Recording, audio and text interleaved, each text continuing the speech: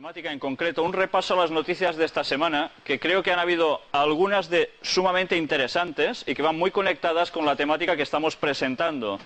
Pero antes, quisiera dar las gracias a Juan Carlos porque hemos conseguido la imagen de un sello que se ha emitido en Uruguay recientemente, que es el 150 aniversario de la masonería del Uruguay. Veis que, bueno, ya lo tienen como una cosa muy normal, ¿no? ¿Por qué tienen que esconderse, no? Y más que ya sabéis que en Latinoamérica es algo que está bastante preponderando, ¿no? No es como aquí, que aún está un poco con tema confuso. Y muy abiertamente pues hacen hasta los sellos. Ya ves el compás, la escuadra, bueno, típico, ¿no? Pero vamos ya a hacer el repaso de las noticias. ¿Tens l'altre? ¿O las noticias primer? Vale. Vamos a empezar día 24 de septiembre en La Vanguardia, que dice: en boca del guía de la Revolución Islámica de Irán, referencia a la concebida conjura judeo-norteamericana que ha empujado al Papa. Desde Al-Qaeda ocuparemos Roma. ¿Recordáis que dijimos ya que esta frase se había emitido, ocuparemos Roma? Pero lo que cabe destacar aquí es como ellos mismos hablan de la conspiración un poco judeo-norteamericana, esta conjunción entre estos dos poderes, ¿no? Vamos a ir viendo más. Aquí tenemos dos cosas destacables. Y esta, miraremos a ver si luego tendremos que alargar conferencias o no, porque de este tema aún no os he dicho absolutamente nada. Pero es un tema sumamente impresionante. Dice, el otro tema de conversación en el mercado es el gran mitin del Movimiento Islámico de Israel, que reunió el viernes en el Fahem a 70.000 personas bajo el lema «La mezquita de Al-Aqsa de Jerusalén está en peligro». Ya os he dicho, de este tema no os he citado absolutamente nada. Pero si pensáis un poquito, enseguida os daréis cuenta de que si la mezquita de Al-Aqsa de Jerusalén, que sabéis que es esa de la cúpula amarilla, dorada, está en peligro, ¿por qué está en peligro? ¿Quién la amenaza con esto? ¿Qué se quiere hacer si pasa esto? Bueno, este es otro extenso tema que iría sumamente vinculado a toda la temática que estamos tratando, pero ya os lo digo, en principio no estaba previsto tratarlo, al menos que vosotros lo queráis cuando terminemos las conferencias, ¿vale? Vamos a seguir pasando. Un clérigo exhortó a la multitud al decir que el Papa está unido a Bush para reeditar las cruzadas. No está mal lo que dice. ¿Qué más podemos ver aquí? Y este nos va a servir un poco ya como de introducción al tema de hoy. También apareció en un periódico y, bueno, nos va destacando un poco. Fijaros, bueno, vamos a leerlo rápidamente. Con López coinciden asociaciones de astrólogos de puntos tan dispares como Birmania, Gran Bretaña y Estados Unidos. El tema va precisamente del planeta Plutón, que deja de ser considerado planeta, ¿vale? En este último país, donde se calcula que el gasto anual en astrología es de 200 millones de dólares, estamos hablando de astrología, no de astronomía. Astrología ya sabéis que es el modo de predecir el futuro a través de los astros. Algunos de ellos han asesorado a personas tan influyentes como el presidente Reagan. Como explicaría años más tarde Donald Reagan, jefe de gabinete de esta administración entre 1985 y 1987, no hubo decisión política del que fuera hombre más poderoso del mundo, desde la elección de fechas para cumbres bilaterales a el día y la hora del juramento presidencial, que no se consultase con la astróloga del matrimonio, Joan Kigley. Increíble, parece, que políticos de primera magnitud, y antes de decidir hacer nada, consulten a sus astrólogos, incluso ya veis, poniendo días y horas concretas para hacer ciertas determinadas cosas, si no, no lo hacen. En esta otra página, también continuación del mismo tema, dice, para responder a esta cuestión debemos recordar que el zodíaco, conocido por todos, tiene su origen en Mesopotamia hace, ¿cuánto? Unos 5.000 años. O sea que cuando vosotros cogéis una revistita o un periódico donde hay horóscopos, o sabéis de gente que va a que les tiren las cartas o adivinen el futuro a través de los astros, etcétera, pensad que esto no es un invento reciente, ni de hace 100 años, sino que ya viene de hace 5.000 años. Y no es un dato que yo diga, sino que ya aparece en periódicos. Vamos a ver más cositas. Sin embargo, la astrología está lejos de ser una anécdota. De hecho, es un negocio importante, global y millonario, avalado por más de 54 millones de entradas en Google. Esto es en Internet, gente que consulta cosas, que incluyen información y venta de libros, cartas astrales, predicciones personalizadas, webs de astrólogos. Como en su día hicieron los Reagan, en el mundo hay muchísimas personas que no dan un paso sin consultar con su astrólogo de cabecera, virtual, telefónico o real. En España no nos quedamos atrás. El estudio de jóvenes españoles hecho por la Fundación Santa María en 1999 revelaba que un 41% de los encuestados creía en la astrología y el horóscopo. No es para intervenir, pero la otra reunión vi que había que tenéis papel y boli. Sí. ¿Tenéis alguno? Hoy no lo hemos traído porque nadie cogía, precisamente. ¿Qué cosa? Vale, lo tendremos en cuenta. Merci. ¿Pots passar al següent? Y ahora, otra noticia. Ya veis, jueves 28 de septiembre del 2006. Merkel denuncia la autocensura. ¿De qué están hablando aquí? ¿Os habéis fijado que esta precisa semana en Alemania ha habido un conflicto de que se quería hacer una ópera escrita por alguien de hace muchos años, Wolfgang Amadeus Mozart, del cual aquí dijimos que había pertenecido a una logia masónica y que, sabéis, hay gente que dicen, bueno, él sencillamente entró con los masones porque le interesaba por cuestiones económicas de su propio bolsillo, porque la nobleza de ese entonces lo eran, por tanto le interesaba para poder trabajar.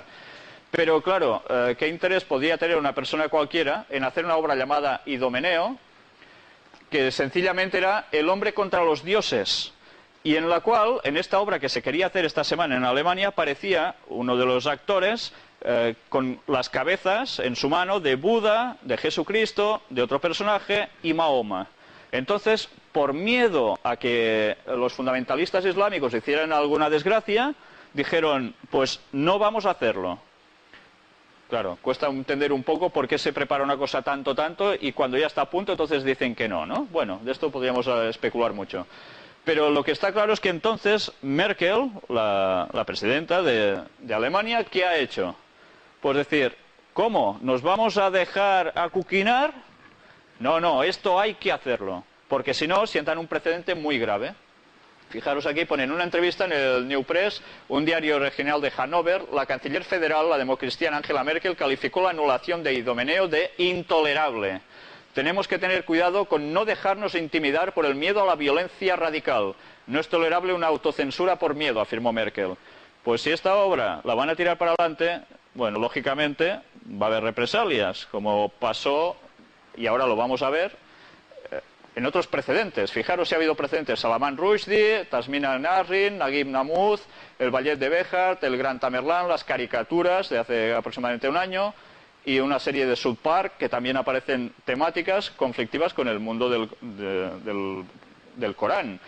Entonces, fijaros cómo lo que decíamos, la confrontación se viene preparando desde hace unos años, largos años. Ya lo visteis en la carta de las 3 guerras mundiales. No es una cuestión de hace 2 días. Lo que pasa es que ahora parece ser que ese acelerador lo están apretando mucho. Y en una semana están apareciendo noticias impresionantes. ¿Tienes alguna otra? Antes de empezar con la temática, también no sé si os habéis fijado, ¿recordáis en una de las cartas que mostramos la semana pasada? Había barriendo reformas y estuvimos comentando que gracias a todo lo que está sucediendo, las reformas de libertad personal se están recortando por todas partes. Y Bush esta misma semana ha sacado otra gran ley impresionante, aprovechando cierto momento que había su gente para ir a votar, ganando por una minoría, ha aprobado una ley tremenda en la cual, bueno, todas las libertades que una persona puede llegar a tener se le van a ir a la porra. Porque se dice que tú eres terrorista y tienen las pruebas ellos, la defensa misma no puede acceder ni a esas pruebas. Entonces, si te dicen eres terrorista, pues eres terrorista. Y te podrán tener el tiempo que quieran encerrado, antes no te venga el juicio y montones de cosas más. Bueno, si habéis oído a analistas por la radio o lo leéis en la prensa, os daréis que esto es realmente tremendo, porque la libertad está desapareciendo totalmente por miedo, para tener seguridad. Y este es su juego, como habíamos dicho anteriormente, ¿no? Pues bien, no sé si me dejo alguna otra noticia. Bueno, quería, sí. Sí, abans d'això. Antes de esto, sí, ha habido otra noticia hoy, no sé si lo habéis visto. El segundo de Al Qaeda, que ha dicho algo muy interesante. ¿Alguien sabe qué han dicho? ¿no?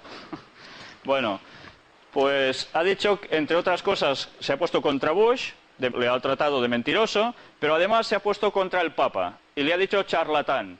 En catalán lo han traducido como un bocamoll, una boca mojada, o sea, que dice cosas que se las tendría que callar, un charlatán. Entonces, claro, fijaros cómo poco a poco, o muy deprisa, el fuego se está acrecentando. Por tanto, tarde o temprano esto va a hacer ¡pum! Las calderas, cuando les pones tanto fuego, al final revientan, ¿no? Pues es lo que se está preparando. Y ahora ya vamos a adentrarnos en la temática de hoy, que como os dije, va a tratar exclusivamente sobre profecías, y sobre profecías cumplidas. Antes vamos a pasar aquí una noticia que apareció en una encuesta anterior en 1995, fijaros. Jóvenes y crédulos, decía. El 22% de los jóvenes españoles creen los profetas y elegidos, y el 33% manifiestan fiarse de los horóscopos, según el informe de Juventud en España 2000, elaborado por el Instituto de la Juventud. Curiosamente, las cifras relativas a ambas cuestiones se han incrementado notablemente con respecto a la encuesta anterior de 1995. O sea que cuanto más tiempo va pasando, más la gente cree en asuntos de profetas, astrólogos, etcétera, etcétera, que les predigan un poco todo lo referente al futuro. Y fijaros que estamos viviendo en una época en la cual precisamente la gente, dada la situación mundial, se pregunta ¿qué va a pasar con este mundo? La gente se da cuenta que este mundo no va bien, pero también se preguntan ¿y qué va a pasar conmigo a nivel personal o con los míos, ¿no? Con mi propia familia? La gente está padeciendo una cierta angustia. Entonces, ¿quién sale beneficiado de todo esto?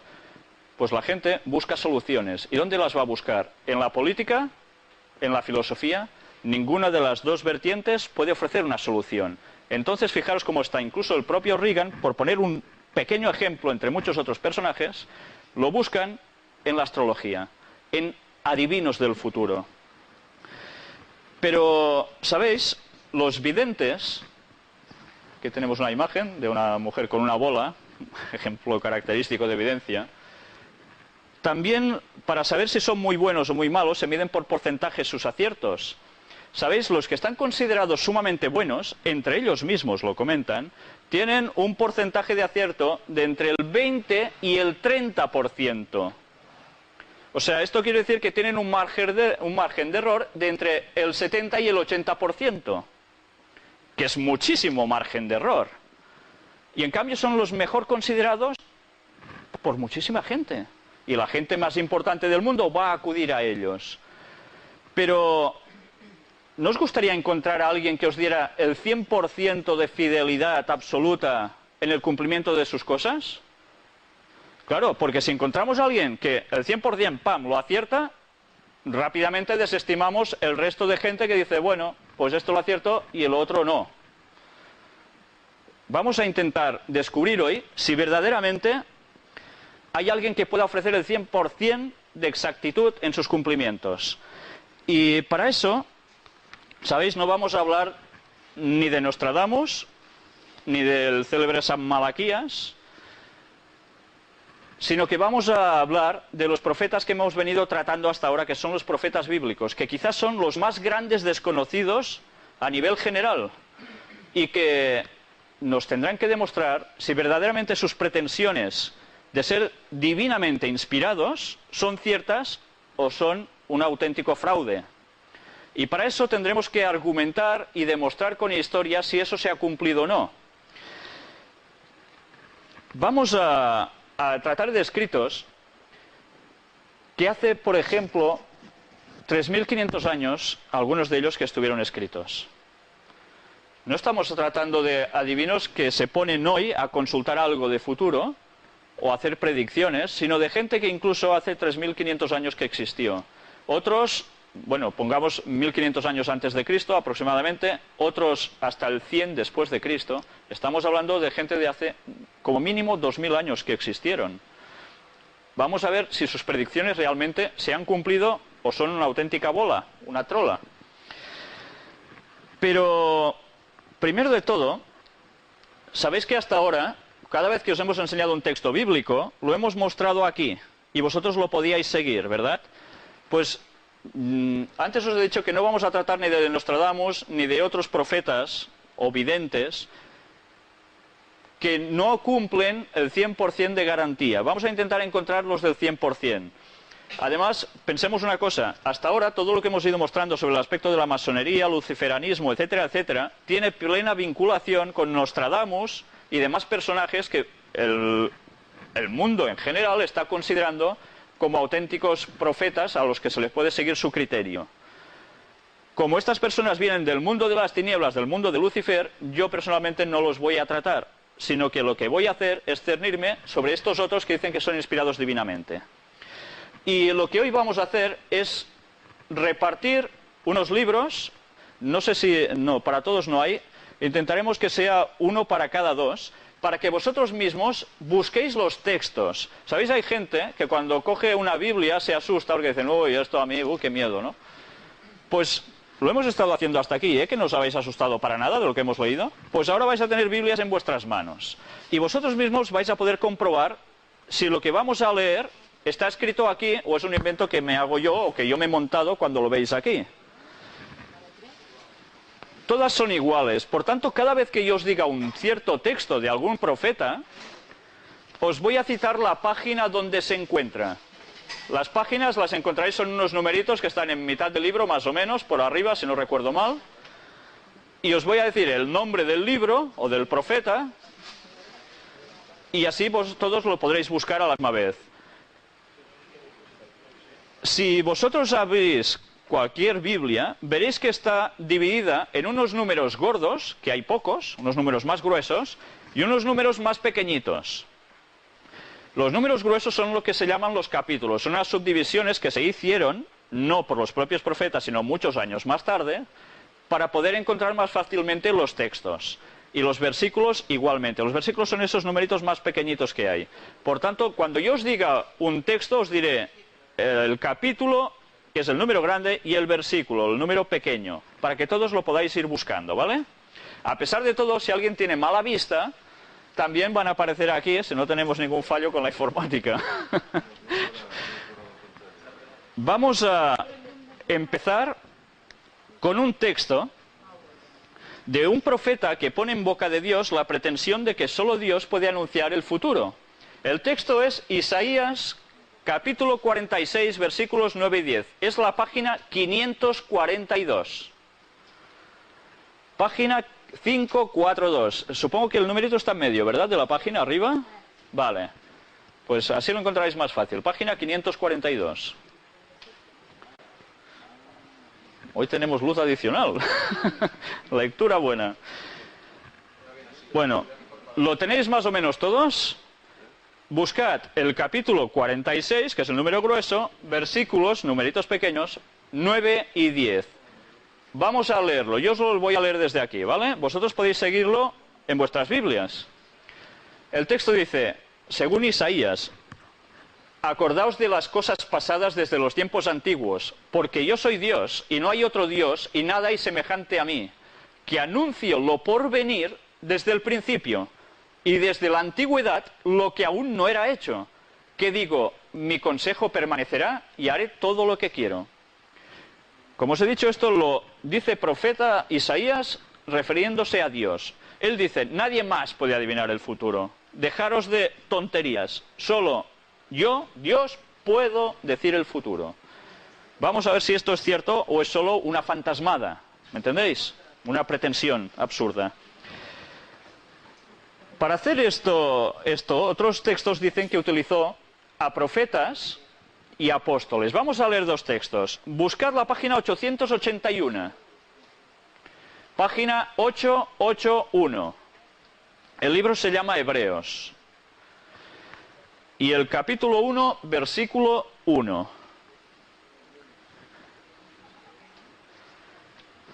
¿Tenéis todos la página 881?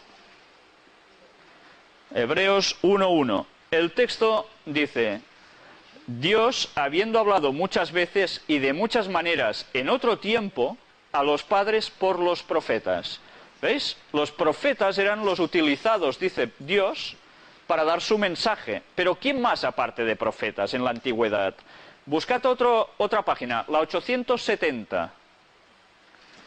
Estamos poniendo unas bases antes de adentrarnos de lleno en la profecía, ¿vale? El libro se llama Primera de Tesalonicenses, capítulo 2, versículo 13. Página 870. Y aquí nos dice: por lo cual también nosotros, sin cesar, damos gracias a Dios de que cuando recibisteis la palabra de Dios que oísteis de nosotros, la recibisteis no como palabra de hombres, sino según es en verdad la palabra de Dios, la cual actúa en vosotros los creyentes. Quien estaba escribiendo aquí era el apóstol Pablo.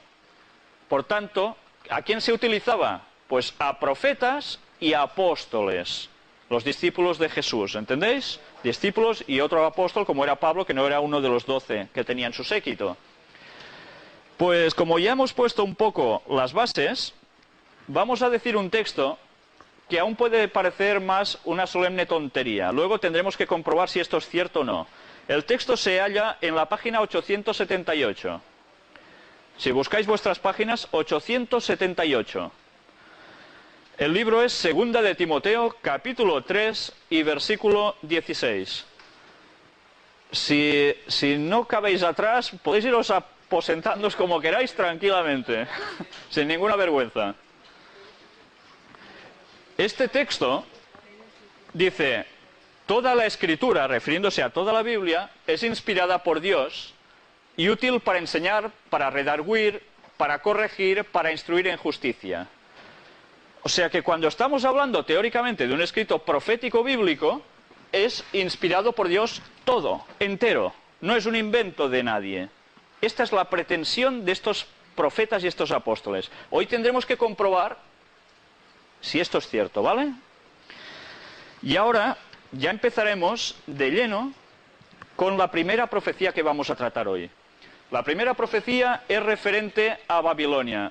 ¿Todos conocéis que llamado Babilonia? ¿Una ciudad también? ¿Sí? Vale. Bueno, aquí hay una ilustración. ¿Sabéis que Babilonia se hizo famosa en el mundo antiguo por ser una de las 7 maravillas del mundo, en el cual precisamente había los jardines colgantes? Yo exactamente no sé cómo eran. Los pintores lo recrean como se imaginan que sería, porque no hay ninguna prueba gráfica de ello. ¿Alguien ha estado en Babilonia, en la ciudad de Babilonia? No. Pero, ¿verdad que habéis visto alguna foto de Babilonia, algún reportaje? Cuando hubo la guerra en Irak, que es donde está situada la antigua Babilonia, se hablaba, incluso se veían imágenes de los soldados acercándose por esos sitios. Pero yo no sé si vosotros visteis algún sitio así, perfecto, con sus arboledas.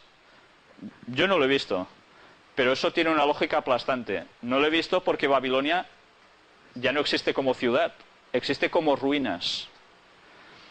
Entonces, vamos a hablar, precisamente es una profecía sobre Babilonia, que se encuentra, buscadlo, página 522. El libro se llama Isaías, capítulo 13, y vamos a leer varios versículos. Para empezar, nos situaremos con el 1, y luego vamos a leer ya la profecía en sí. Isaías 13, versículo 1, página 522, dice: profecía sobre Babilonia revelada a Isaías, hijo de Amoz. ¿Por qué pone esto? Porque Isaías era un nombre de persona, pero antes, en la antigüedad, no tenían apellidos.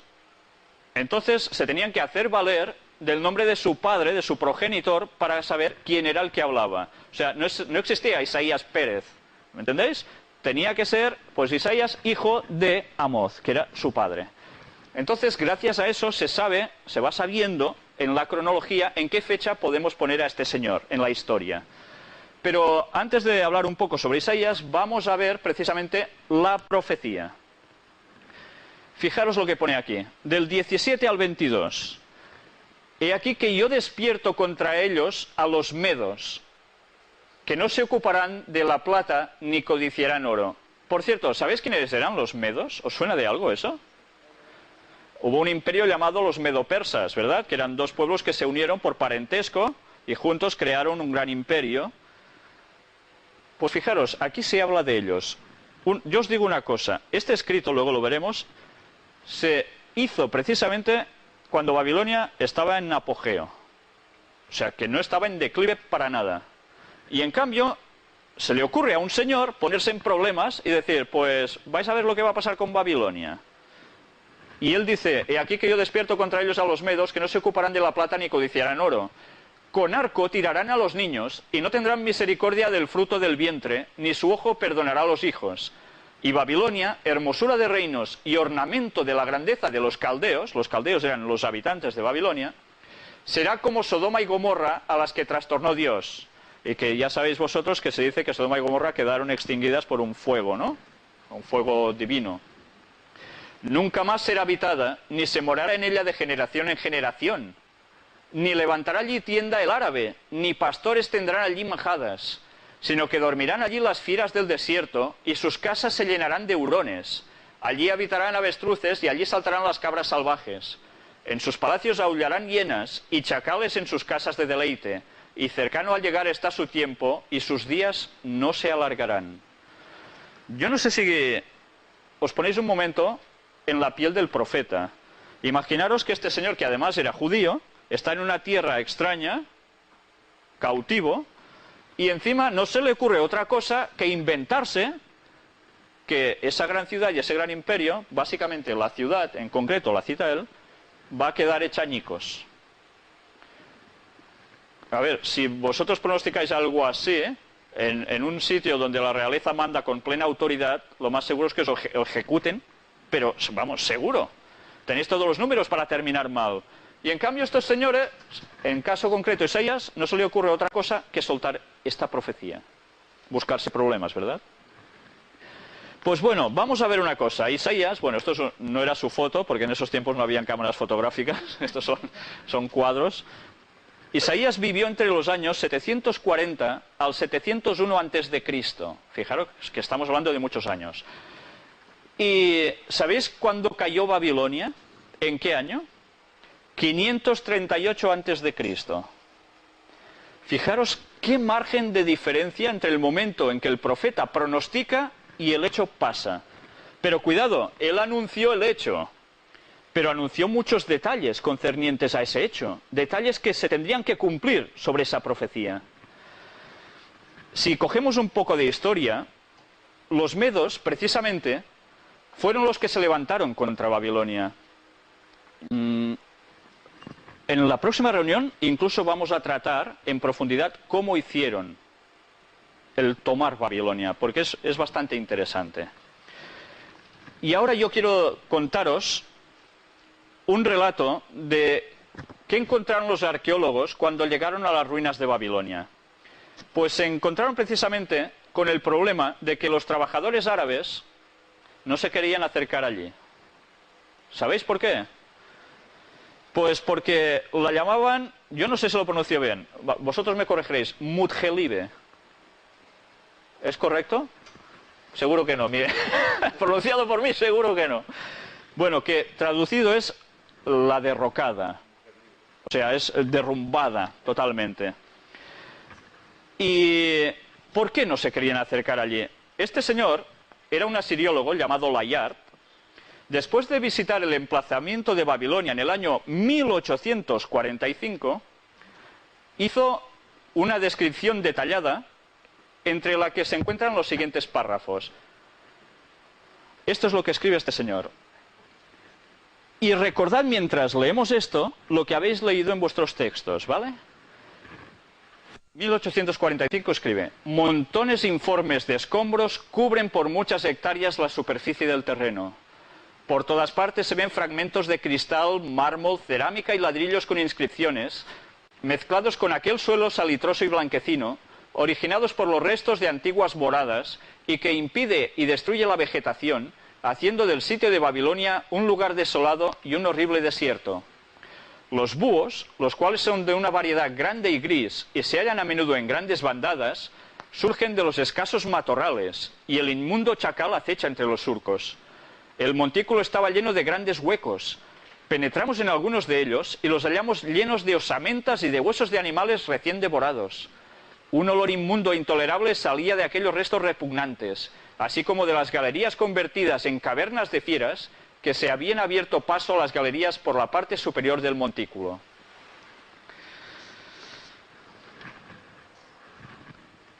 ¿Os recuerda esto lo que habéis leído en los textos? Babilonia quedaría como escombros, morada de chacales, de animalillos, de fieras. Y esto que pasó hace tantos siglos, un profeta lo acertó muchos años atrás, y encima, curiosamente, en el año 1845 alguien escribe cuando llega allí lo que ve.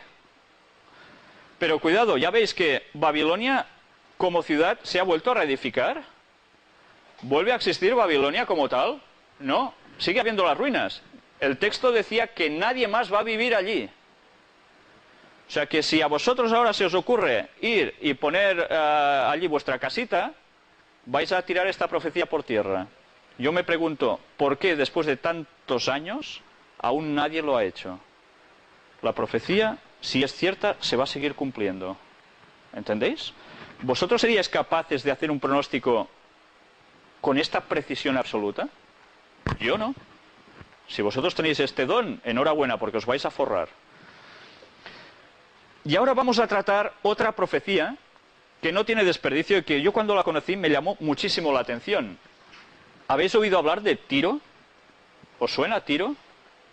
¿Sí? Está situado en el mar Mediterráneo. ¿Sabéis dónde está Israel? Palestina. Pues un poquillo más arriba. Pertenece al Líbano actualmente, ¿vale? Estáis situados, bien. Pues vais a buscar las páginas 623 y 624. El libro en cuestión se llama Ezequiel, que era otro profeta. Y vamos a buscar el capítulo 26 y vamos a leer varios versículos, no todos seguidos, correlativos, para no alargarlo más. Y iremos viendo toda la predicción que hace este profeta, precisamente sobre Tiro. ¿Lo tenéis? El texto dice: por tanto, así ha dicho Jehová el Señor: he aquí yo estoy contra ti, oh Tiro, y haré subir contra ti muchas naciones, como el mar hace subir sus olas, y demolerán los muros de Tiro, y derribarán sus torres, y barreré de ella hasta su polvo, y la dejaré como una peña lisa. Remarco esta frase: la dejaré como una peña lisa. Tendedero de redes será en medio del mar. No olvidéis esta frase. Porque yo he hablado, dice Jehová el Señor, y será saqueada por las naciones. Estábamos leyendo del 3 al 5. Ahora vamos a leer más versículos. El 7. Porque así ha dicho Jehová el Señor: he aquí que del norte traigo yo contra Tiro a Nabucodonosor, rey de Babilonia, rey de reyes, con caballos y carros y jinetes y tropas y mucho pueblo. Yo no sé si estáis percibiendo los detalles. El profeta además se atreve a decir quién va a atacar Tiro, aparte de cómo va a quedar Tiro. Vale, es como si yo ahora digo: mira, va a venir alguien de Valladolid que vive en cierto pueblo por allí, que se llama Pepe, ¿vale? Y vendrá justo aquí hoy y va a liar una que no veas. Hoy no, o de aquí 20 días, y que yo lo acierte. ¿Es que vais a quedar flipando? Pues esto lo hizo el profeta con mucha más antelación. Pero vamos a ver más textos. El versículo 12. Y robarán tus riquezas y saquearán tus mercaderías. Arruinarán tus muros y tus casas preciosas destruirán. Y pondrán tus piedras y tu madera y tu polvo en medio de las aguas. Versículos ahora 14 y 15. Y te pondré como una peña lisa, tendedero de redes serás, y nunca más serás edificada. Porque yo Jehová he hablado, dice Jehová el Señor. Así ha dicho Jehová el Señor a Tiro: no se estremecerán las costas al estruendo de tu caída, cuando griten los heridos, cuando se haga la matanza en medio de ti. La descripción que le daba a Tiro no era muy halagüeña, ¿eh? La verdad es que si uno vivía en Tiro, se lo podía pensar dos veces si se iba corriendo de la ciudad antes de que eso pasara, si es que verdaderamente se lo querían creer que eso venía de parte divina. Ezequiel, fijaros, nos vamos a situar, vivió entre los años 592 570 a.C., y nos hablaba aquí de un personaje, el rey Nabucodonosor, rey de Babilonia, rey de reyes, muy poderoso, ¿no? Que vivió entre los años 604 y 561 a.C. Y ahora vamos a ver un poco con la historia. Primero vamos a enseñaros una foto de un señor que también tiene que ver con la cuestión. Bueno, este es Nabucodonosor. Y ahora vamos a ver otro señor. ¿Sabéis quién es este señor? Ah, sí, muy bien. Alejandro Magno. Qué vista, qué vista. Alejandro Magno. ¿Y qué tiene que ver Alejandro Magno con todo esto? ¿Sabéis que Alejandro Magno era precisamente de qué imperio? Del griego, ¿no? Hace relativamente poco se hizo una película de Alejandro Magno. Pues vamos a ver un poco la historia. Nabucodonosor, rey de Babilonia, no se le ocurrió otra cosa que ir a sitiar Tiro, la ciudad amurallada, durante, ¿sabéis cuánto tiempo? No un día, ni dos, ni cuatro, 13 años. Antes eran un poco brutos haciendo las cosas. O sea que cuando iban a sitiar una ciudad, la sitiaban bien. ¿Y de qué se encargaban? Pues, ala, vamos a ver, vamos a rodear la ciudad y como está amurallada, a ver quién es el guapo que sale. Como no se van a rendir, o a menos es lo que pretenden no rendirse, vamos a esperarlos a que salgan. Cuando salgan, pues ya, ala, a recibir, ¿no? Y si no, nos los llevamos cautivos. ¿Qué provocaban con esto? Pues claro, que los habitantes se terminaran la comida, se terminaran la bebida, se empezaran a matar entre ellos, en según qué sitio hasta comerse entre ellos, madres a sus hijos, etcétera. Esto pasó en Jerusalén, en concreto, entre otros sitios. Y claro, llega un momento en que o se rinden del todo o se mueren. Y cuando ya están sumamente debilitados, normalmente al final el rey, ¿qué pasaba? Se hartaba y decía, pues ala, vamos a derribar la puerta y entremos y los 4 que queden nos los cargamos del todo. Sí, más o menos. Pero, ¿sabéis qué pasó? Llega el momento en que después de 13 años, el rey Nabucodonosor recibe una noticia de estado y tiene que coger y largarse. No se puede quedar más tiempo allí. Y los de Tiro, pues la mar de contentos. Parecía que hasta allí había ido todo bien. Por cierto, los habitantes de Tiro eran fenicios. ¿Os suenan los fenicios? Eran gente mercader que se enriquecieron muchísimo aprovechando las costas del mar Mediterráneo y que incluso llegaron hasta Girona, a la Costa Brava, en Ampurias, en Rosas, esos alrededores. Estos señores griegos y demás que iban llegando, pues entre ellos estaban también los fenicios, estos mercaderes. Y llegaron a hacer tal cantidad de fortuna que eran considerados pues una potencia mundial en esos momentos. Por eso tenían unas murallas tremendas y una gran riqueza.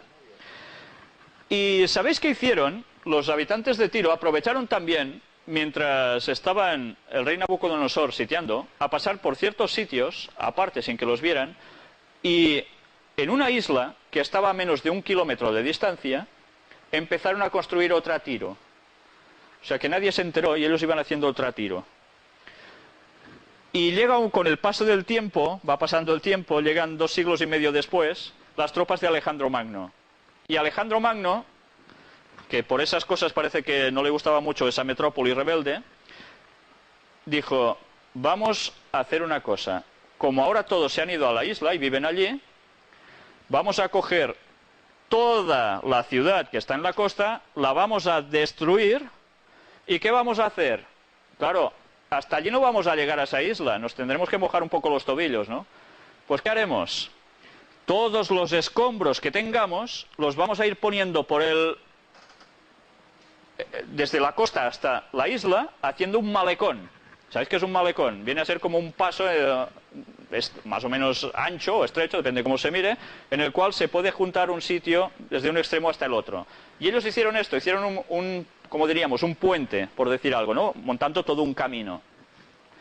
Y cuando llegaron allí, pues ya podéis imaginaros lo que llegó a pasar, ¿no? Hicieron una gran escabachina, o sea, bueno, empezaron a matar a mucha gente. Y, ¿sabéis? Hay cosas que llaman la atención. Resulta que de Tiro también se habla en los tiempos de Jesús. Precisamente era una ciudad situada a unos 40 kilómetros de Nazaret, de donde Jesús era original, ¿no? Pero, ¿sabéis? La vida de comercial de Tiro, después de ser saqueada y asesinados como pintaban aquí, tuvieron tanta fortuna que se rehicieron y volvieron a ir construyendo, y la profecía parecía que no se terminaba de cumplir.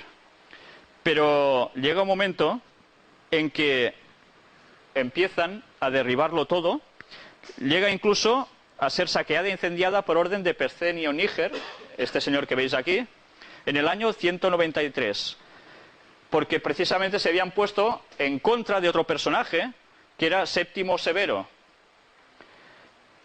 Y este señor que veis aquí no sé, la verdad es que hace cara de muy simpático. Es una caricatura de un personaje. No he encontrado la foto real. Es lo único que os he podido contar. Pero bueno, más o menos para que os hagáis una idea de quién era. Este señor era Omar. Entre los años 633 y 638 después de Cristo. Erigieron una muralla enorme que parecía inexpugnable. Pero luego vinieron los cruzados. En el año 1224 lo conquistaron. Y finalmente llegaron los turcos en el año 1291 y aún hicieron más. Pero ¿sabéis qué pasó? La ciudad de Tiro quedó tan arrasada que la convirtieron literalmente en una peña lisa. Y jamás fue reedificada. La otra parte de Tiro sí. Que sabéis, con la guerra del Líbano, precisamente ha salido también en las noticias. Pero la otra parte de Tiro jamás volvió a ser edificada. Y sabéis, yo pude ver un documental hace aproximadamente unos 5 años, en televisión, donde aún se veía Tiro como una peña lisa, auténticamente lisa. Pero cuidado, había un detalle muy importante en la profecía. ¿Sabéis para qué serviría, decía el texto? Para que los pescadores tendieran sus redes. ¿Vale? Y allí, pues, ¿qué se tendrían que dedicar a hacer? Pues a remendar las redes, ¿no? Pues precisamente las imágenes que yo contemplé eran eso. O sea que después de tantos años, la profecía sigue cumpliéndose. Y esa parte de Tiro jamás ha vuelto a ser edificada. ¿Cómo un profeta podía saber todo esto con tanta exactitud? Hubo un viajero y anticuario llamado Thomas Bruce, que era conde de Elgin, y fue a Tiro en busca de algún objeto suyo de interés. Y allí se encontró el hombre con unas columnas hundidas, que parece ser que las olas las terminaban de abatir, y en sus notas dejó lo que él presenciaba. Vamos a leerlo. La sola curiosidad me indujo a pasar por Tiro, y fui el triste testigo del cumplimiento de las profecías. 2 miserables pescadores, después de haber recogido algunos pescados, acababan de tender sus redes sobre las rocas de Tiro. Y eso mismo lo seguí viendo yo muchos años después. Y sigue siendo un hecho habitual ahora. Si vosotros ahora fueseis a Tiro y os pusieseis a vivir allí, esta profecía se va a la porra también. Con lo cual, todo el pasado no serviría de nada y sería todo en el conjunto una mentira. ¿Veis la importancia incluso de hasta el último detalle? Si nosotros no percibimos que se cumple en cada detalle, no nos damos cuenta de la magnitud del cumplimiento de una profecía así, con miles de años. Y hoy en día Tiro sigue siendo una ciudad bastante moderna, dentro de todo, después de ciertos ataques. Pero bueno, vamos ya a cambiar y vamos a tratar con su vecina, Sidón. Sidón está, vamos, casi al lado de Tiro, más o menos, aproximadamente. Y, bueno, esto es Sidón. Veis aquí que hay restos antiguos. Vamos a hablar de una profecía que se encuentra en la página 626. El libro también es Ezequiel, el mismo profeta de antes. Y el capítulo es el 28. Vamos a leer versículos del 20 al 23.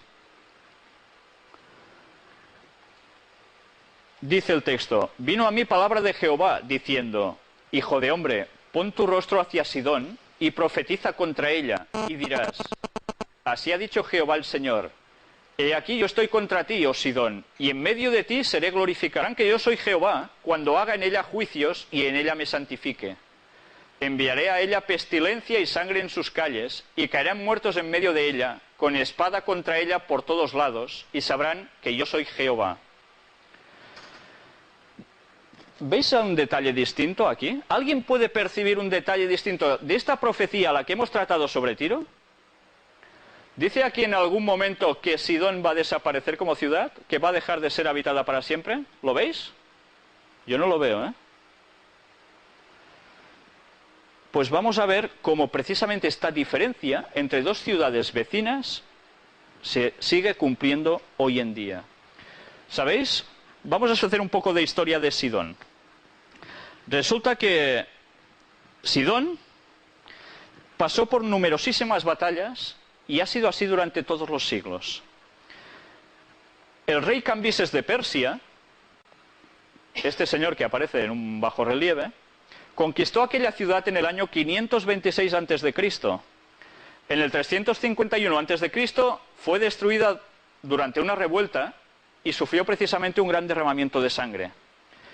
Cuando se rebelaron contra los persas en el año 345 a.C., murieron 40.000 de sus ciudadanos. En esos tiempos las ciudades no eran mucho más grandes. O sea, morir 40.000 personas de una ciudad era casi bien desaparecer absolutamente. Lo más fácil era decir, pues nos vamos a otro sitio, como ha pasado tantísimas veces cuando ha muerto tanta gente en una población. Pues no, Sidón volvió a tirar para adelante, fue reconstruida. Luego cayó en manos también de Alejandro Magno, para variar, en el año 334 a.C. aproximadamente, viéndose así involucrada en la guerra de sus generales. Porque sabéis que Alejandro Magno, además, terminó mal. A los 33 años se muere por glotonerías, orgías, etcétera, etcétera, y sus 4 generales no se querían mucho, parece ser, pero sí querían mucho su imperio. Y se empezaron a coger cada uno su parte de tropas y a guerrear entre ellos. Con lo cual el imperio de los griegos se empezó ya a tambalear, no era tan poderoso como lo era antes, ¿no? En la época de Jesucristo, Sidón seguía siendo una ciudad rica y próspera. Luego llegan las cruzadas, en los años 1096 a 1270 después de Cristo. Fue sitiada en varias ocasiones, destruida, pero siempre reconstruida. En 1840 fue bombardeada por las flotas aliadas de Inglaterra, Austria y Turquía, y tomada por el almirante Napier. Como era de esperar, pues lógicamente hubo otra vez numerosos muertos, numerosos heridos. Incluso durante la Primera Guerra Mundial, pues también fue escenario de varias batallas muy fuertes. Pero sabéis, Sidón sigue existiendo actualmente, pero ya no se llama Sidón, se llama Saida. Básicamente el nombre sigue siendo el mismo. Pero ¿habéis visto? El cumplimiento de la profecía sigue en vigencia. Sidón aún está en pie. En cambio, Tiro, esa parte, no. ¿Cómo puede distinguir un profeta en un futuro tan lejano que las cosas sigan pasando con este cumplimiento? Y ahora vamos a tratar sobre Egipto. Sí, ¿no?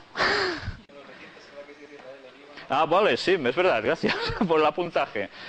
Lo visteis todos en la guerra del Líbano, que duró 33 días. ¿Quién atacó precisamente a Sidón? Pues los judíos, Israel. Y aquí veis imágenes de esos ataques, ¿no? Quedó bastante maltrecha. Pero bueno, siguen reconstruyendo y siguen hacia adelante. Ya veis qué constancia, ¿no? Y ahora sí, ahora ya nos vamos por Egipto. Y de Egipto también escribió Ezequiel, curiosamente. En vuestras páginas, estarán en las páginas 626-627, capítulo 29, versículos 9 y 10, y luego seguiremos leyendo otros textos. Dice, y la tierra de Egipto será asolada y desierta, y sabrán que yo soy Jehová, por cuanto dijo, el Nilo es mío, y yo lo hice. Una cosa, ¿por qué Dios dice que el Nilo es mío y yo lo hice? Porque sabéis que los egipcios tenían al Nilo como una divinidad absoluta, era el que les daba la vida. Entonces, ¿qué quiere decir con esto? Que él está por encima de los dioses egipcios, que tenían un montón, y entre los cuales destacaba uno que era el dios Sol, del que tanto hemos hablado en estas conferencias, demostrando su vinculación con la masonería, ¿vale? Sigue diciendo, por tanto, he aquí yo estoy contra ti y contra tus ríos, y pondré la tierra de Egipto en desolación, en la soledad del desierto, desde Migdol hasta Sebene, hasta el límite de Etiopía. Vamos a leer también versículos 14 y 15. Y volveré a traer los cautivos de Egipto, y los llevaré a la tierra de Patros, a la tierra de su origen, y allí serán un reino despreciable. En comparación con los otros reinos, será humilde.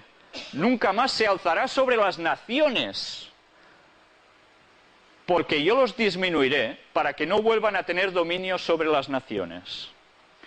Y en el capítulo 30, versículos 12 y 13 dice, y secaré los ríos, y entregaré la tierra en manos de malos, y por mano de extranjeros destruiré la tierra y cuanto en ella hay. Yo Jehová he hablado. así ha dicho Jehová el Señor, destruiré también las imágenes y destruiré los ídolos de Memphis, y no habrá más príncipe de la tierra de Egipto, y en la tierra de Egipto pondré temor. Yo no sé si os habéis ido quedando con los detalles de este texto. Nos dice cosas realmente impresionantes. Si hacemos un poco de historia, Nabucodonosor, cuando quedó chasqueado después de sitiar Tiro, marcha sobre Egipto para realizar saqueos. Y en esos tiempos Egipto era un imperio potente. Estaba bien Egipto. Sabéis que es conocido por los faraones, ¿no? Los invasores, ¿qué hicieron? Pues desenvainaron sus espadas y llenaron, como era de esperar, la tierra de cadáveres. Y la historia enseña que delante de Nabucodonosor, Necao, que era el faraón de esos momentos, perdió 100.000 de sus mejores soldados, que pronto está dicho.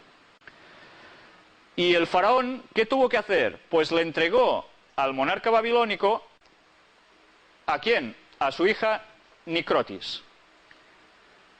Bueno, este es Necao, luego viene Nicrotis, que como van todos así tan bonitos, pues, bueno, aquí ya no está. Bueno, imaginaros una chica egipcia, ¿vale? Pues ya está.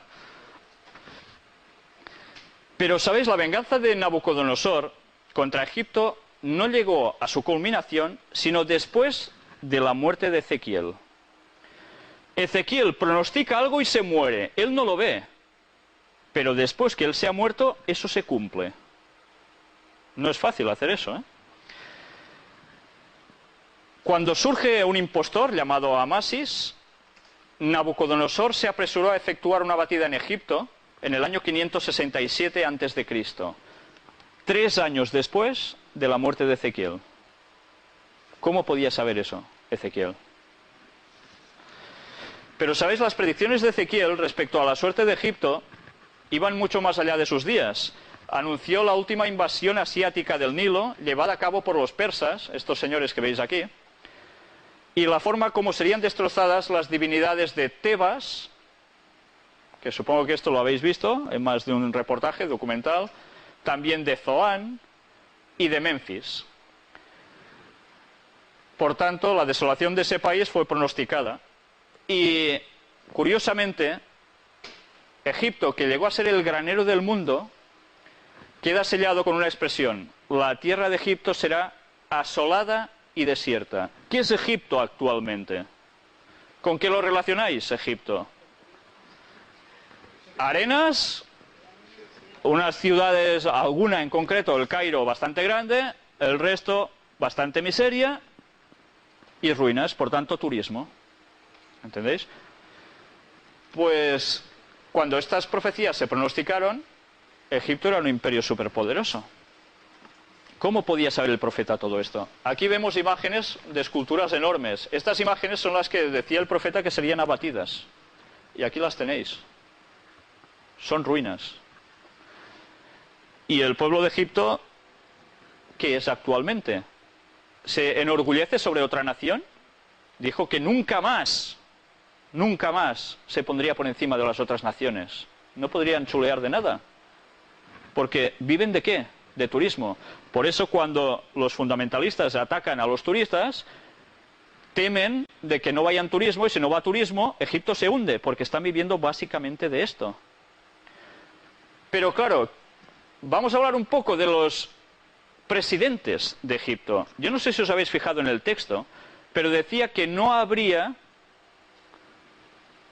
presidente de Egipto o rey de Egipto. ¿Qué quiere decir esto? Vamos a hacer un poco de historia. Resulta de que los persas, en el año 345 a.C., entraron en un periodo de decadencia, los de Egipto, sometiéndose a griegos, romanos, árabes, turcos, franceses, ingleses. Fijaros todas las generaciones de otras naciones que han ido masacrando a Egipto con el tiempo. Y el rey Farouk, ¿os suena el rey Farouk I de Egipto? Los que seáis un poco mayores supongo que lo sabréis, ¿no? Que rigió precisamente los destinos de Egipto durante la década de los años 50, era descendiente de Mehemet Ali, que aquí no es este señor precisamente. Y no viene. ¿Sabéis quién era Mehemet Ali? Era un extranjero albanés que fue admitido precisamente como consecuencia de un convenio de 4 naciones europeas frente a los problemas con Turquía. Por tanto, el presidente no era egipcio. Pero cuidado, ¿quién manda actualmente en Egipto? ¿Lo sabéis? Hosni Mubarak, ¿no? Estamos mal de política internacional, ¿no? ¿Y Hosni Mubarak es egipcio? Pues tampoco es egipcio Hosni Mubarak. También fue puesto precisamente por intereses aliados europeos. Y fijaros que como presidente siempre o casi siempre está dando soporte ¿a quién? A gobiernos occidentales, mientras su pueblo cada día dicen que es más fundamentalista islámico. Entonces está reteniendo al pueblo más o menos como puede. ¿Eso va a durar siempre? Pero fijaros que la profecía decía, y no habrá más príncipe de la tierra de Egipto. Y así sigue siendo. Quien manda a Egipto sigue siendo un extranjero. Increíble que un profeta acierte esto con esta precisión. Para mí es alucinante. Y ahora Egipto, ya veis, es pasado.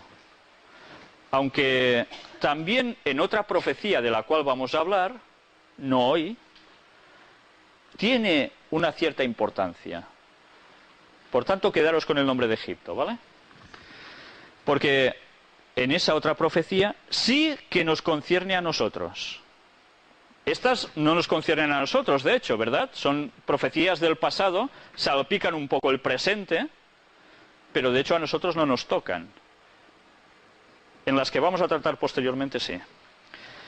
Y ahora vamos a tratar también sobre los judíos. Aquí tenéis sus emblemas característicos, la bandera de Israel y el candelabro de 7 brazos, ¿no? Muy característico.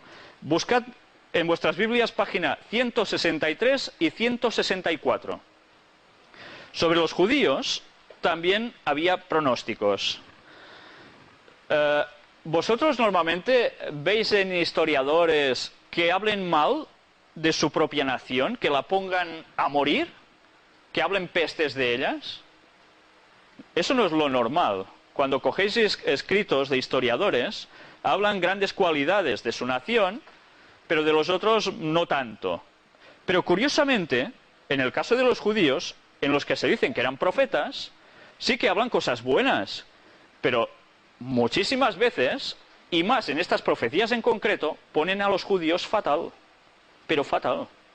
Y con esto, como decíamos antes, se jugaban el pellejo. Se jugaban su vida por sus propios contemporáneos y de su propio país, de su propio pueblo. Pues vamos a adentrarnos un poco en esto de los judíos. Deuteronomio capítulo 28, si lo leéis en vuestras Biblias, vamos a empezar con el versículo 15. Pero acontecerá, si no oyeres la voz de Jehová tu Dios, para procurar cumplir todos sus mandamientos y sus estatutos que yo te intimo hoy, que vendrán sobre ti todas estas maldiciones y te alcanzarán. Aquí Dios les advierte, yo os he dado los 10 mandamientos, os he dado estatutos para que la nación funcione. Si no lo hacéis, tendréis problemillas. ¿Y qué problemillas son? Vamos a leer un poco más. Versículo 25. Jehová te entregará derrotado delante de tus enemigos. Por un camino saldrás contra ellos, y por 7 caminos huirás delante de ellos. Y serás vejado por todos los reinos de la tierra. O sea, nada bueno, ¿eh? Versículo 37. Y serás motivo de horror, y servirás de refrán y de burla a todos los pueblos a los cuales te llevará Jehová. Y era su pueblo, teóricamente. Versículos del 64 al 67. Y Jehová te esparcirá por todos los pueblos, desde un extremo de la tierra hasta el otro extremo. Y allí servirás a dioses ajenos que no conociste tú ni tus padres, al leño y a la piedra.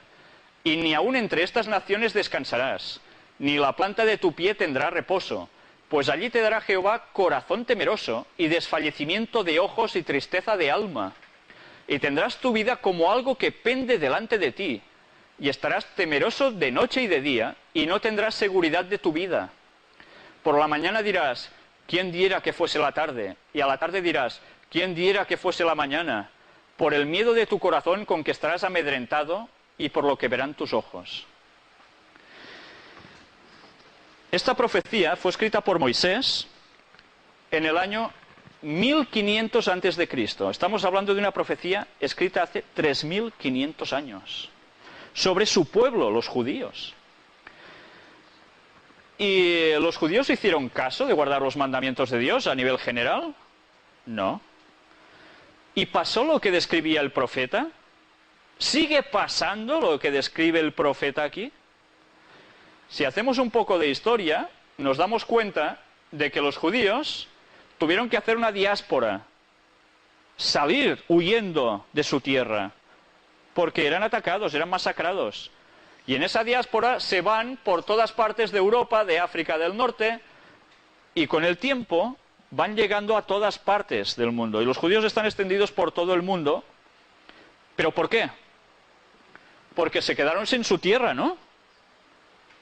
Como no tuvieron ya tierra y fueron exiliados y deportados, se fueron esparciendo por todas partes, como decía el texto. Es curioso, ¿eh? Son el pueblo más extendido del mundo. Y el texto lo decía. Pero ¿os habéis fijado que también decía que serían motivo de burla, de refranes? ¿Quién no se ha pitorreado en su cultura, en sus refranes sobre los judíos? Incluso por aquí se había oído decir que eres más perro que un judío, que eres más tacaño que un judío. Perro judío, ¿verdad? Es que son cosas que han quedado en el argot. Y pensad que los judíos aquí en Girona estuvieron muchos años y fueron básicamente, bueno, gente muy preponderante en la ciudad. Un cementerio que está respetado. Sí. Entonces, fijaros que todo lo que estaba pronosticado se ha cumplido sobre ellos. Pero ¿no han soportado acaso innumerables persecuciones? Durante toda la historia, si vemos el ejemplo de la Segunda Guerra Mundial, ¿no iban marcados incluso con la estrella que dicen de David? Para distinguirlos. ¿No sufrieron todo lo que llegaron a sufrir? Pues sí, lo sufrieron. Eso es innegable. Y todo esto estaba pronosticado que les pasaría, estas desgracias, por apartarse de los mandamientos de Dios, por no querer hacer caso. Les vendrían estas desgracias. Cuando ellos estaban llamados a ser un ejemplo para todas las naciones y diciendo lo que Dios quería para todos. Como no hacen caso de eso, les pasan estas cosas. Una terrible consecuencia, ¿verdad? Pero vamos a hablar también de una profecía sobre su segundo templo. Sabéis que los judíos tuvieron dos templos. Tuvieron un tabernáculo que llevaban por el desierto, que era un santuario portátil. Luego, cuando se establecen en su tierra, montan el famoso templo de Salomón, del cual los masones cogen muchas referencias. Y bueno, ese templo termina mal. Luego, con el paso del tiempo, cuando regresan cautivos de Babilonia, levantan otro templo, el segundo templo, que esto del cual es una reconstrucción, porque ¿está el templo de los judíos actualmente? Que no. Esto es una reconstrucción.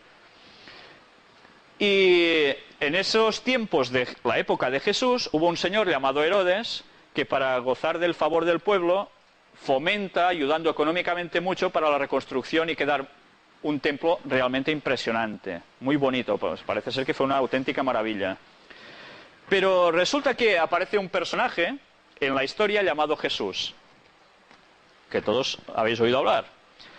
Y no se le ocurre otra cosa también que pronosticar algo contra cosas de su propio pueblo. Y esto lo vais a encontrar en la parte de la Biblia que se llama el Nuevo Testamento, que es cuando Jesús aparece en la historia, la página 715. El libro se llama Mateo. Y el capítulo 24, versículos 1 y 2. Fijaros qué dice Jesús. Cuando Jesús salió del templo y se iba, se acercaron sus discípulos para mostrarle los edificios del templo. ¿Por qué hicieron esto los discípulos? Como era un templo fantástico, los discípulos decían, mira, Señor, qué pedazo de templo más bonito tenemos. Y Jesús los sorprende diciendo, respondiendo él les dijo, ¿veis todo esto? De cierto os digo que no quedará aquí piedra sobre piedra que no sea derribada. ¿Este pronóstico pasó o no pasó? Jesús aproximadamente murió en el año 30 y algo de nuestra era, de la era cristiana. Pero ¿cuándo se cumplió esta profecía? Porque se cumplió, ¿lo sabéis? Pues precisamente se cumplió en el año 70, 40 años después que Jesús ya había muerto. ¿Y qué pasó? Pues que precisamente los romanos, por una revuelta que hubo, se liaron y tenían órdenes estrictas de no hacerlo, a atacar ese templo. Lo destruyeron, lo quemaron. ¿Y qué queda actualmente de este templo? Se dice, mucha gente dice, lo que queda es el muro de las lamentaciones, donde todos habéis visto, supongo por televisión, los judíos que se acercan y van haciendo todo el rato así con la cabeza sus oraciones. ¿Esto es el templo? ¿Son piedras que quedan del templo? No. Lo que les queda, que es esta pared, era sencillamente un muro de contención porque el templo estaba ubicado arriba. Por tanto, esto no forma parte ni de ese templo. Con lo cual, la profecía de Jesús de que no quedaría piedra sobre piedra fue totalmente literal. Absolutamente literal. Y buscad también la página 767. El libro se llama Lucas, capítulo 21 y versículo 24. También Jesús es el que habla aquí. Y fijaros qué dice. Y caerán a filo de espada y serán llevados cautivos a todas las naciones. ¿Pasó esto o no pasó? Pues sí, Jerusalén fue atacada, fue masacrada con espadas. ¿Y qué pasó con la gente? Que los que sobrevivieron fueron llevados cautivos a todas las naciones. Jesús lo pronosticó y se cumplió. Ezequiel había hecho algo parecido. Jesús entra más en detalles incluso hablando de su templo, ya veíais, ¿no? Luego, la segunda parte de este versículo no tiene ningún desperdicio. Y Jerusalén será hollada por los gentiles. ¿Quiénes son los gentiles? En el pensamiento judío, gentil es todo aquel que no es judío. Por tanto, seamos de donde seamos, cubanos, chilenos, de Madagascar, de la India, de Teruel, de donde queráis, todos somos gentiles para ellos, si no son judíos. ¿Cómo? Somos muy gentiles. O sea que Jerusalén tenía que ser hollada, dice, hollada, sabéis qué significa, ¿no? Por gente que no era judía. Hasta que los tiempos de los gentiles se cumplan. ¿Qué quiere decir esto? Recordad esto, porque esto es profecía. Y de esto vamos a tratar también, si queréis, junto con el tema que os había dicho antes. Eso solo si queréis después de terminar las conferencias que hay previstas. Pero esto no tiene desperdicio porque esto sí que nos va a afectar a todos. Pero a todos, de eso nadie se va a librar. Pues todo pasó tal como estaba escrito en las profecías. ¿Sabéis? El análisis que hemos estado haciendo aquí, un poco resumido, son escritos de profetas que dicen no una sola profecía o dos, como hemos podido mostrar aquí, sino de cientos de profecías. En la Biblia hay cientos de profecías. Lucas 21, 24. Y todas ellas se han cumplido a la perfección. Son los únicos videntes que han demostrado tener el 100% de infalibilidad. Por tanto, ¿por quién creéis que, si pienso un poco, me voy a regir yo? ¿Por los que tienen un margen de error del 70-80% siento los mejores? ¿O por gente que me ofrece el 100% de fiabilidad? Sinceramente voy a ser un poco pelandrusco si no me voy al 100% de fiabilidad, ¿me entendéis? Pero ¿sabéis? Los profetas no solo se dedicaron a pronosticar futuros, no solo hicieron eso. ¿Sabéis que también dieron anticipaciones científicas? Vamos a tratar un poco sobre unas cosas que la ciencia no ha ido descubriendo hasta que han pasado un montón de años. Y estaban escritas en la Biblia. Buscad la página 405. El tema es la gravitación universal. ¿La Biblia hablaba de la gravitación universal? El libro en cuestión se llama Job. Capítulo 26 y versículo 7. El texto dice: Él extiende el norte sobre vacío, cuelga la tierra sobre nada. Otras versiones dice sobre la nada directamente. Claro, nosotros leemos esto en el año 2006 y dices, ya, ¿y qué? Esto lo sabe hasta, vamos, un niño recién nacido casi cuando ha ido al cole, ¿no? Sí, que sí. Pero, ¿sabéis? Esto fue escrito por Moisés, también 1500 años antes de Cristo. Y hablaba sobre un personaje llamado Job, que era anterior al pueblo judío incluso. O sea, de un chorro de años tremendos. Y en boca de este personaje está poniendo que Dios extiende el norte sobre vacío y cuelga la tierra sobre la nada. Pero ahora que nosotros estamos en el 2006, tendríamos que retroceder un poco mentalmente. Todos habéis hecho algo de historia. Y si repasamos un poco, hubo una cultura de la cual nosotros somos partícipes y herederos totalmente, que es la cultura griega, ¿verdad? Con sus filósofos, sus matemáticos, etcétera, etcétera, y que está súper bien considerada, aún actualmente.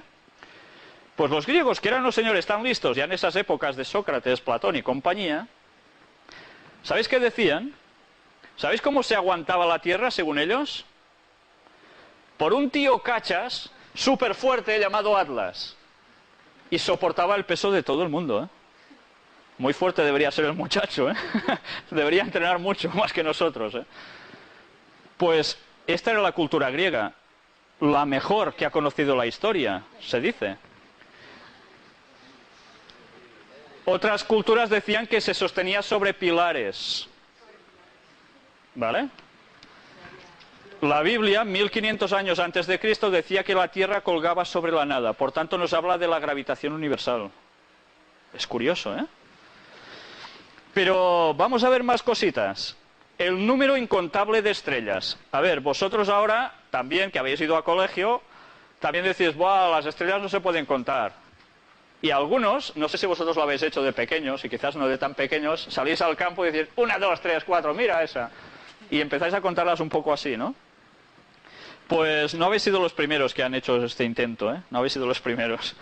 Pero vamos a hablar de una profecía que se encuentra en la página 581 de vuestras Biblias, y es escrita por un profeta llamado Jeremías. El capítulo es el 33 y el versículo el 22. El texto en cuestión dice: como no puede ser contado el ejército del cielo, se está refiriendo a las estrellas cuando habla de ejército del cielo, ni la arena del mar se puede medir, así multiplicaré la descendencia de David mi siervo y los levitas que me sirven.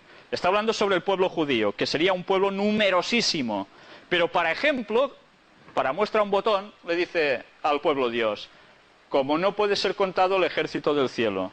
Y nosotros ahora también desde el 2006 decimos, pues ya, ¿y qué? Eso ya lo sabemos todos, ¿no? La arena no la podemos contar, ni las estrellas tampoco. Pero volvamos un poco a la historia. Por cierto, Jeremías vivió entre los años 645 al 586 a.C., para situaros. Y escribió esto en el año 604 a.C. Pues fijaros, en el siglo II a.C., el astrónomo griego Hiparco, este señor, había fijado el número de estrellas en 1, 2, 3, 4, 1022. No hay más, hay 1022 estrellas según Hiparco en el siglo II antes de Cristo. Luego pasan 3 siglos y llega el astrónomo Ptolomeo de Alejandría y se puso un poco chulo el muchacho. Se enorgullecía de añadir a su catálogo 4 estrellas más. Tenía mejor vista, ¿se ve el muchacho? No lo sé, pero contó 4 estrellas más. Y sí, se añadieron a su catálogo oficialmente, ¿eh? Pero luego, claro, ¿qué pasa? Llega un señor llamado Galileo Galilei que inventa ¿el qué? El telescopio un poco ya bien hecho. Y este señor, ¿qué dice? Pues, ¡hola! ¡Qué montón de estrellas que se ven que a simple vista no veía yo, ni nadie! Y se da cuenta de que hay muchas más. Pero él tampoco dice de que sean infinitas o no. Y actualmente, gracias a qué, sabemos que las estrellas son infinitas, que no podemos llegar a contarlo. ¿Cómo dices? Que se ve sin telescopio, nada más. Sí, las estrellas se ven sin telescopio, pero con telescopio ves aún más, ¿no? Ya, pero hombre, hasta contar 100 yo puedo contarlas sin gafas. ¡Qué suerte! Yo sin gafas ni una, tú. Pues Galileo Galilei hizo el descubrimiento del telescopio un poco bien hecho y vio muchas más, ¿no? Pero actualmente, fijaros que, bueno, ya lo habéis visto, hay unos centros increíbles donde unos telescopios tremendos llegan a ir descubriendo cada vez nuevas estrellas, nuevas galaxias, incluso telescopios puestos desde el espacio para tener una mejor nitidez, y cada vez se va descubriendo que el infinito espacio es eso, infinito, porque no se le ve ningún final por ningún sitio. Pues ya veis cómo Jeremías se anticipó bastante, ¿no? En palabras de Dios, no suyas, de Jeremías. Porque una cosa es curiosa, nunca ningún profeta bíblico dice que habla porque él es el más listo de todos, sino que dice que lo que dice es porque Dios se lo ha dicho. Esto hay que tenerlo en cuenta. Es la gran diferencia entre los videntes que están montando el mundo actualmente, donde van políticos y demás que decíamos antes, y el profeta bíblico. Nada que ver. Al final podréis hablar, para no alargar más, ¿vale? Hay una cosa que también es interesante, y es que los videntes actualmente también dicen, muchos de ellos, que reciben revelaciones de seres guías, gurús, espirituales. ¿De qué parte vienen? ¿De parte de Dios o de parte luciferana? ¿Recordáis que dijimos que no solo había apariciones de seres angelicales buenos y divinos, sino que también Lucifer hace lo mismo haciéndose pasar por bueno a veces, ¿vale? Él o sus ángeles. Y todo esto lo hemos ido mostrando aquí, ¿no? Pero ahora vamos a hablar también de otra cuestión, el peso del aire. Toma fórmula. Si vosotros entendéis esto, yo no. Pero esta es la fórmula. Página 406. El libro también es el de Job, escrito por Moisés, como os he dicho antes. Capítulo 28 y versículo 25. El texto dice, al dar peso al viento o al aire, según la versión, y poner las aguas por medida. Ahora, claro, sabemos que el aire pesa, ¿verdad? Pero ¿esto cuándo se descubrió? Pues no hace tanto de esto, hace pocos siglos. Y aquí, el profeta, hablando por Job, que era ya a saber de qué año, y ya estaba diciendo esto. Y ahora cuando se hacen cálculos, se cuenta con el peso del aire. ¿Cómo podía saber alguien que se nos pinta que los de antes iban con sandalias y 4 cosillas más, pobrecitos, saber esto? Pues si no era una revelación divina, ¿cómo lo podían saber, no? Esto y todo lo otro que hemos ido viendo. Pero, ¿vosotros sabéis la polémica que hubo porque la Tierra era o no redonda? Todos conocéis la historia de Colón, ¿no? Y su famoso huevo, el huevo de Colón. Pues bueno, esta foto es muy bonita, ¿no? La Tierra vista desde el espacio. Buscad la página 538. Volvamos al profeta Isaías, que como veis no solo cita pronósticos en el futuro, sino que además escribe sobre otras cuestiones. Isaías 40, versículos 21 y 22. Página 538. Como os he dicho, vivía entre el 740 y 701 antes de Cristo.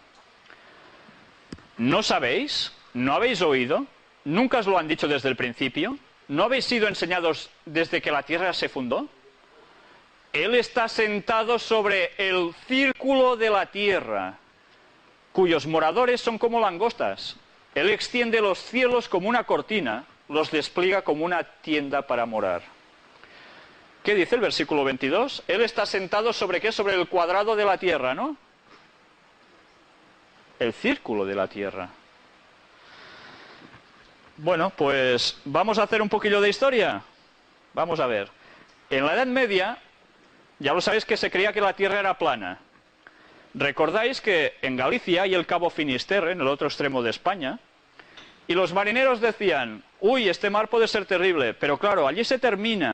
Y donde se termina, ¿qué pasa? Pues que el agua hace ¡guau! Y barco que pasa por allí, ¡guau! Y a saber dónde va. Porque la tierra era plana. Este era el concepto que había. En la Torre de Hércules hay descripción, ¿no? Que es el fin, ¿no? En la Luego lo comentáis, ¿vale? No quiero ser impertinente, pero es porque nos hemos de ceñir un poco, ¿vale? Tendremos tiempo. 10 minutos, vamos acelerando. Luego, resulta que los griegos, los señores tan listos, decían, la Tierra tiene forma de tambor, de cilindro, decía otro, y que solo se podía habitar por encima, porque claro, si habitabas por debajo te caías. ¿Eh? Ahora decimos, qué absurdos, ¿eh? Pues estos señores han sido los célebres durante tantos y tantos años y aún se ponen como ejemplo para nosotros hoy en día, ¿no? De gran civilización e intelecto, apartados de Dios. ¿Veis la diferencia? Estando con Dios se dicen cosas ciertas, estando sin Dios se dicen burradas. No todo, por supuesto, pero eso puede pasar. Y ahora vemos este señor. ¿Quién es? Ni idea. Platón. Y el señor célebre Platón, que gracias a él se debe que la inmortalidad del alma, este concepto, haya entrado en el mundo cristiano, que no es bíblico, y eso podríamos hablar otra vez, en otra cuestión, en otro momento, decía que la Tierra era cúbica, y era Platón, ¿vale? Pues, ¿cómo es la Tierra? Redonda. ¿Y por qué Cristóbal Colón se empeñó en decir, pues si yo me voy por aquí, voy a dar la vuelta y vuelvo al mismo sitio? ¿De dónde lo sacó Cristóbal Colón esto? ¿Que el hombre era más sabio que todos? Pues Cristóbal Colón, aparte de ser quien era estudioso de las profecías. Y él leyó el texto que hemos leído antes. Y se lo montó para hacer lo que hizo. Y ahora todos sabemos que la Tierra es redonda y de eso ya no lo duda nadie. Si queréis un poco achatada por los polos, pero círculo de la Tierra, ¿vale?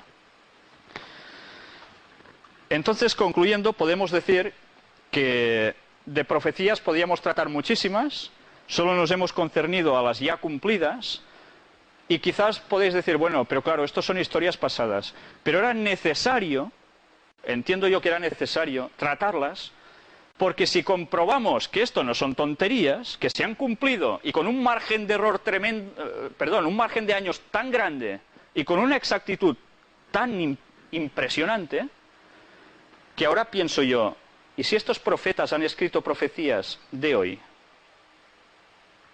¿Van a ser ciertas o no van a ser ciertas? Si antes no me han engañado, ¿lo van a hacer para las profecías que hay que nos afectan a nosotros hoy? Y que muchas están pasando y no sabéis que son profecía. Pero, ¿y las que vienen en el futuro? Porque, ¿sabéis? De profecías de futuro hay. Pero no creáis que de un futuro de aquí a 80.000 años. No, no. Cuando en estos textos se habla de profecía de futuro, son profecías que nos atañen casi ya a nosotros, porque quedan muy pocas por cumplir y se van a cumplir dentro de muy, pero que muy poco tiempo, y que debemos conocer, porque en esas, todos vamos a ser afectados, todos, nadie se va a escapar, si estamos vivos, claro. Por eso hemos querido poner un poco la base con todo esto. ¿Sabéis? Hay otro tipo de profecías en la Biblia que se llaman las mesiánicas. Las que decían que habría un Mesías que aparecería en la tierra en cierta época, que haría ciertas cosas, y que el mundo cristiano dice que se refieren a Jesús. Si eso es cierto, quiere decir que Jesús era Dios. No una persona cualquiera, sino Dios. ¿Se puede demostrar eso? Porque si eso es cierto, nos puede cambiar un montón de planteamientos. Tanto para los que decimos que somos cristianos, como para los que no lo son. ¿Se puede llegar a demostrar? Si queréis algún día, no estaba previsto tratarlo. Son realmente fuertes. Podemos hacerlo. Eso va a depender de vosotros, ¿vale? Si queréis saber la verdad. Pero bueno, yo ahora solo quiero apelaros a vuestro sentido común.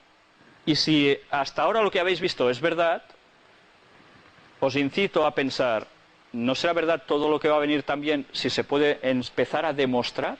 ¿Sabéis? Cuando vamos a hablar de profecías presentes y futuras, cuando os he dicho que están muy cercanas las futuras, de algunas de ellas ya se están viendo plenos indicios. Plenos indicios, que si nosotros conocemos lo que va a pasar, sabremos ligarlo con lo que está empezando a pasar ahora. Y eso lo debemos conocer. La próxima conferencia es sobre Daniel 2. Daniel es un libro de la Biblia. Vamos a hablar específicamente de un solo capítulo. No sé si habéis visto antes en la presentación de la temática de hoy, de las profecías, un dibujito de una estatua de un señor que estaba así, muy chulo él. Vamos a hablar sobre eso. Y vais a ver que es una profecía que abarca pasado, cuidado, presente y, atención, futuro cercano.